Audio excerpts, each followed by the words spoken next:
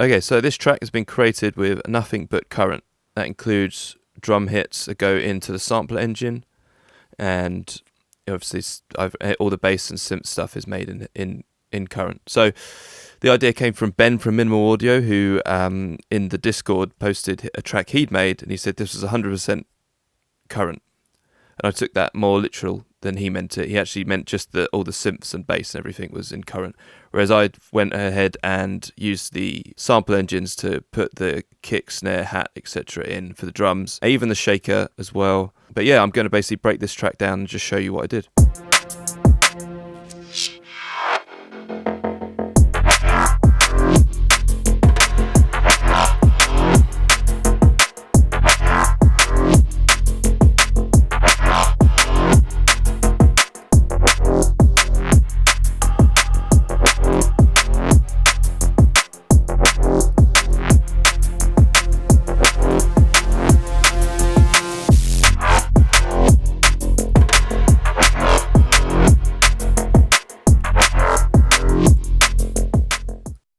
First of all, just going to look at what I did with the drums. So it's quite basic. I've used I've used current as a sampler essentially because it's got a sampler engine in there. I found some hits that I liked. For example, the kick here, I've just put that straight in, and apart from the velocity affecting the volume, I've not done anything apart from put a tiny bit of distortion on it, and that's it.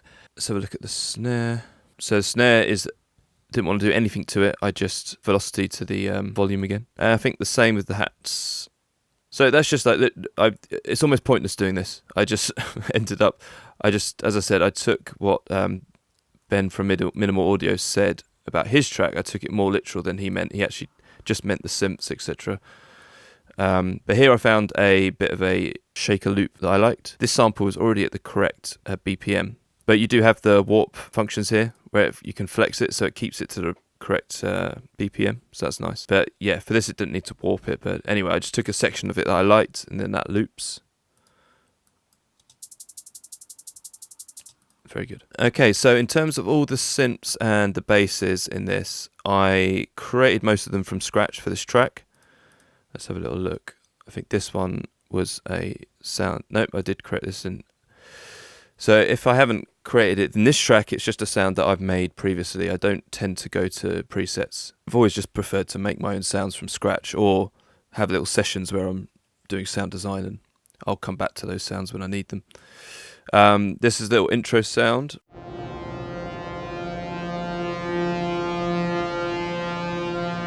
So I actually found a sample that was like a orchestral percussion hit with a big reverb on it or something like that. And I've put it through the granular engine. I've turned the speed right down. I've put the start position past the initial hit. And quite quickly, I didn't even add any effects on this one. I've taken some of the low end out. But yeah, quite quickly you've just got this nice kind of pad.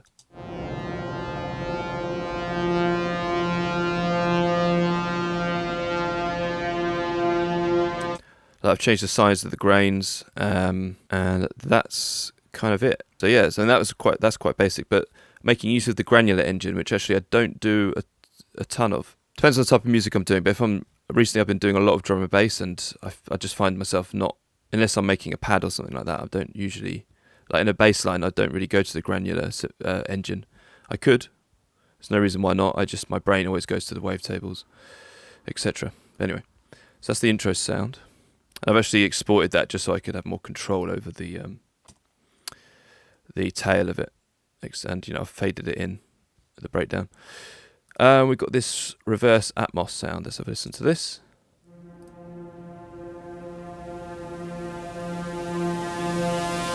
Okay, so the same thing. I found. Oh, I think that's the same hit, maybe. Yeah, so it's the same sample of that orchestral drum being hit with a big reverb on it. And I think it's more than a reverb because it sounds it sounds like there's it's quite, yes, it even says F minor on the sample. But anyway, it's just a sound I liked. Actually, I didn't want to use it as the hit. I wanted to just take the reverb / melodic tail out of it, and I've just reversed that sample here, and I've found the right starting point, so it gets to near the beginning. The sound is it feels like it's rising up. I've also used the sampler engine and put white noise in there, and that is the level of that is being manipulated by the one of the envelopes, so the volume of the white noise is slowly coming in. Let's listen to it again.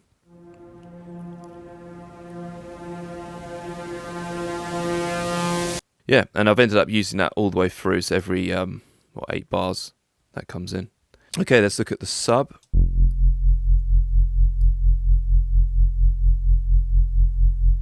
Okay, so very basic here. So I'm using the sub engine. Another thing I love about Current, you've got a few of the harmonics here, which gives it just a bit of kind of lifts it out of. So if you just got just a simple sine wave, single sine wave, in that you're having as your sub, you won't have any harmonics in there, and it won't cut through as much. So sometimes it's good to add some of these harmonics in there. You can have up to 8 on here. I've just got a couple in there. You can just adjust the volume of them as well, and you can also adjust like which harmonics are louder as well, which is really cool. I've got one of the envelopes, a quick snappy envelope that's pushing the drive up a little bit, so you're getting this sort of initial punch. Very gentle. And I've got an LFO affecting the volume, so you're getting that wobbly sound. Also, I forgot as well, I've got oscillator 2 on, just a sine wave, octave down 1, no volume, and then it's being sent to the sub as an FM source. So that's very basic, didn't need to do a lot there. Okay, now the interesting parts are the bass lines. So I've got all of these here. Let's have another listen.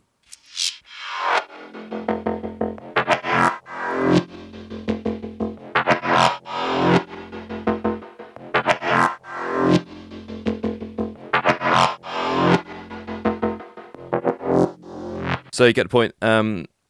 This was essentially, I wanted to make this sort of patterned movement. Now what I've got going on here is, so I found a wavetable that I like the sound of, and one that with movement in. So I've got the position of it is moving with this envelope that I've set, and I've set the time. So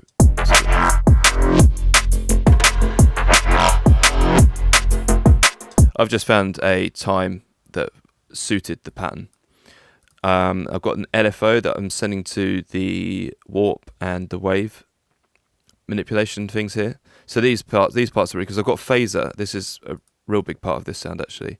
The spectral phaser effect that you can do onto the wavetable. So I've got that moving slowly with this LFO, as well as this pinch manipulation bit here. I don't fully understand what these are exactly and what they're doing under the. I've never seen them before in a. I think Vital might have something similar, but I don't use Vital a ton, so I've never got to know it deeply. So, but anyway, these bits, I love them. I absolutely love them. I do so much morphing and slight changes with the wavetables with them. So, anyway, I've used them here, and it's just slowly got the LFO, and it's free as well. So it's not every time it's moving freely. So it's not every time you hit a note, it's just constantly moving freely. So it gives some variation. And then this is the curve that I drew, and this is going to the volume of the main oscillator. I've also got it on the filter here. What else? Oh, because I've got some FM up there. Okay. So I'm also using oscillator B as an FM source to oscillator A, and that is moving up. Oh no, it's actually going down. So I've got the FM turned up quite high, and then with the movement of the envelope, it's reducing. And that was just me playing around, and I thought that sounded good. Anyway, so we've got this curve that I drew in. Now this was just a bit of trial and error, because I've got just one long note. It's not complicated. So I just drew out these notes, and I've already got it with the bass. I'm doing this. The sub is doing the same thing underneath. But I drew in the notes and just started playing around. I found the best pattern, as well as the movement with the envelope and the LFO. In terms of effects, so let's listen to it with the reverb off, because it was really dry without it on.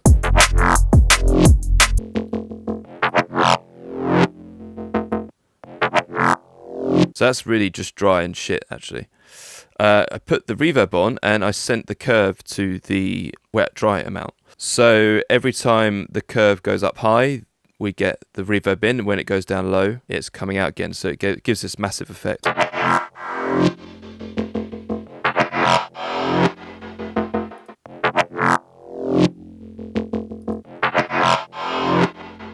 That's like the key to all of these bass sounds, basically. What I've done is I've just duplicated this sound and made a new one. I've just made changes. And I've done that kind of all the way through here. But we'll look at that in a sec. Then a bit of distortion and a bit of compression on the end here. Now that is that sound. I mean, this was just finding this. This is all just trial and error, basically.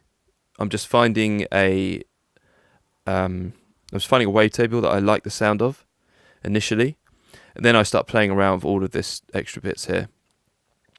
So there's nothing magic going on. It's just having fun and playing around and seeing what sounds good. So I duplicated that and I changed the wavetable, and I think everything else has basically stayed the same. I've reduced the FM here and the effects are all the same. So really all I needed to do is just to get some variation. After we've got these 8 bars, it's like, right, I want the sound to change.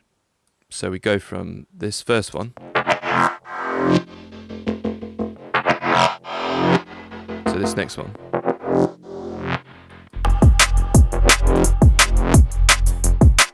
And then again, we get here. That's a slight change to bass 1, bass 3.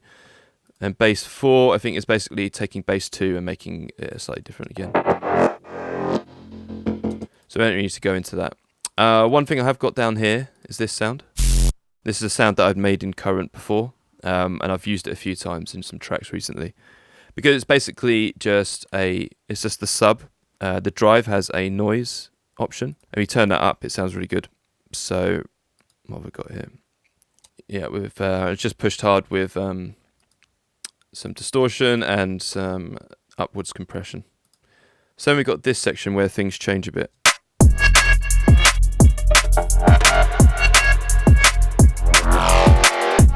This sound, I've changed the curve quite a bit here. After these 32 bars, I was like, yep, this is getting boring now, so let's just change it up. So I just played around again, found a different wavetable, just flicking through, finding one that sounds right. I've changed this is no longer the phaser one now, it's a harmonic stack, and I've changed the amount that's changing with the LFO.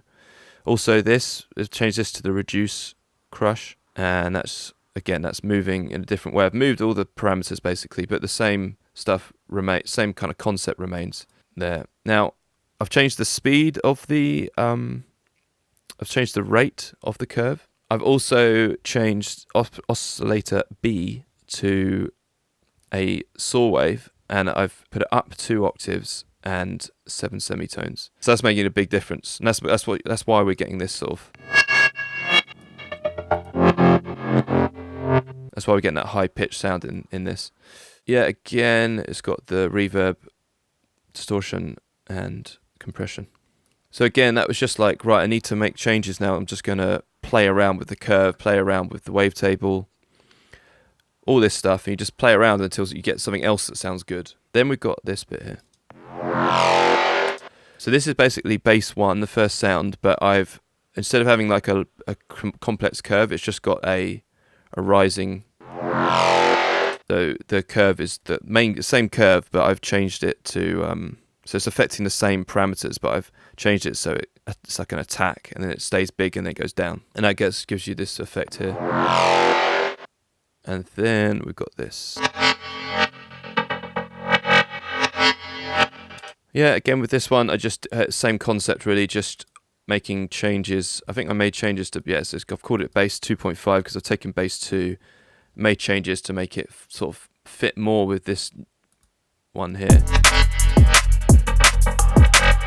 Yeah, and then I've gone back and reused those sections, but just doing the same thing as I did down here.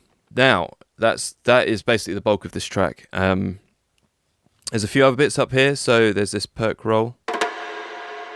Again, I'm just using current as a sampler, using the sampler engine. Got some EQ on there and the reverb. Which, by the way, the swarm reverb, when I first got current, I wasn't that keen on it, and it's grown on me a lot, and I'm actually using it. I was kind of always using it in current anyway, just because it's in there, but I'm now using it, the standalone version of it a lot as well. So now, again, little perk. That's just a little perk, like a little bongo hit into the sampler engine again. Reverb.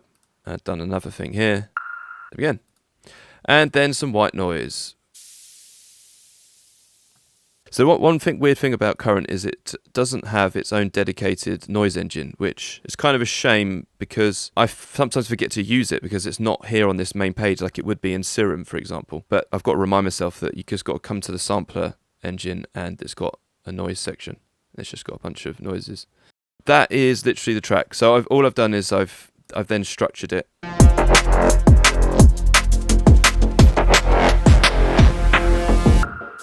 I've exported the drums and then I've put them through Shaperbox. So there are some stuff I've used which isn't current, obviously, like for example, sidechain compression using the Logic's compressor or track spacer. You know, I've got clippers on here. I've got Pro 3. So in terms of different effects, I haven't actually used a ton of external stuff, as you can see.